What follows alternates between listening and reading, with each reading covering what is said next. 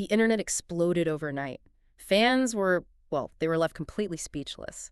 And behind the cameras, a hidden truth about a famous design movement was finally exposed. Yeah, it's a massive mystery that just suddenly connects to the dramatic life of a 100-year-old television icon. Exactly. Welcome to Saqi Celeb Talk. Join us as we take a deep dive into the biggest celebrity stories, from shocking scandals and public feuds to the hidden truths behind the headlines. It's really the stuff that shapes entertainment culture worldwide. For sure. So let's unpack this. We are looking at 1954. Madison Avenue advertising is all about this crisp, rigid, mathematical modernism. It's just, totally devoid of human warmth. Right. Hyper clean and very corporate. But then you have these four art students, Seymour, Chwast, Milton, Glaser, Reynold Ruffins, and Edward Sorel. They form Push Pin Studios. And they totally rebelled against that rigid style, but they didn't do it by, screaming louder than the corporations. No, not at all. What's fascinating here is they just got weirder. They launched this thing called the Push Pin Almanack. Oh, right, the quirky promotional mailer. Exactly. Instead of going futuristic to fight modernism, they went backward. They used antique fonts and vibrant, almost dreamlike illustrations. By wrapping their rebellion in this vintage format, it didn't feel threatening. It felt charming. It's like punk rock crashing a corporate board meeting, but cleverly disguised as a vintage farmer's almanac. That is exactly how they infiltrated mainstream culture, making the avant-garde look entirely harmless. And that strategy, weaponizing a highly recognizable aesthetic to disrupt a rigid landscape, well, that's not even the craziest part. If you love celebrity deep dives and hidden stories, make sure you subscribe, because this playbook naturally transitions us to Gene Shalit. Right, the legendary Today Show film critic who just recently passed away at 100. Here's where it gets really interesting. You probably picture him with the giant bushy mustache, right?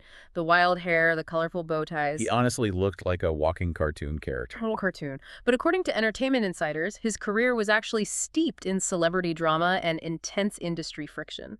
Oh, heavily. If we connect this to the bigger picture, you have to look at his early days as an entertainment agent. He got caught up in the congressional payola investigations in the 1960s. Wait, really? The payola scandal? Yeah. And Dick Clark, famously, just completely cut ties with him during that probe. Clark even went on the record calling Shalit a jellyfish. Wow, so Dick Clark totally threw him under the bus to protect his own image. Absolutely. And that behind-the-scenes tension, it didn't stop there.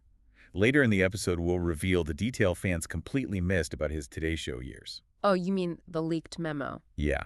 As reported by various outlets years ago, his own colleague, Bryant Gumbel, wrote this highly critical leaked memo. He basically blasted Shalit's interviewing skills. Gumbel thought his style was, too pun-heavy, like it lacked hard journalism rigor? Exactly. Gumbel essentially felt the theatrical delivery undermined the serious news environment. But wasn't that Shalit's whole point? I mean, morning TV is a visual medium. You need a huge hook to stand out between, a cooking segment and international news briefs. He did. And that cartoonish visibility is what made him immortal. It's why he was parodied on SpongeBob SquarePants and Family Guy. Right. But what happened next shocked the entire internet. Because when you're a living caricature, weighing in on serious topics gets really tricky. It does.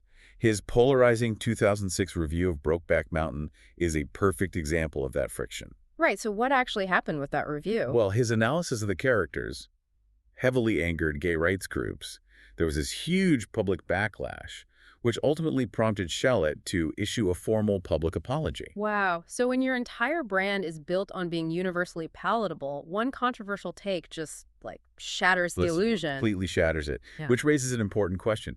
Did Push Pin Studios and Gene Shalit succeed because of the pure quality of their design and analysis? Or was it primarily because they absolutely refused to blend in with professional norms? Right. The performance art aspect is what kept him on the air for 4 decades. So, what does this all mean? It proves that an authentic, unapologetically weird persona outlasts corporate blandness. The clean-cut aesthetics fade, but the wild mustaches rewrite the culture. You have to command attention. That's the prerequisite for changing anything. Exactly. So here's a final provocative thought for you to explore. Can true critique or revolutionary art even break through in today's media landscape without a viral, almost cartoonish persona attached to it? It's definitely something to think about the next time a creator relies on a heavy gimmick to deliver their message. For sure. You've been listening to Saqi Celeb Talk, where we uncover the stories, secrets, and drama shaping celebrity culture.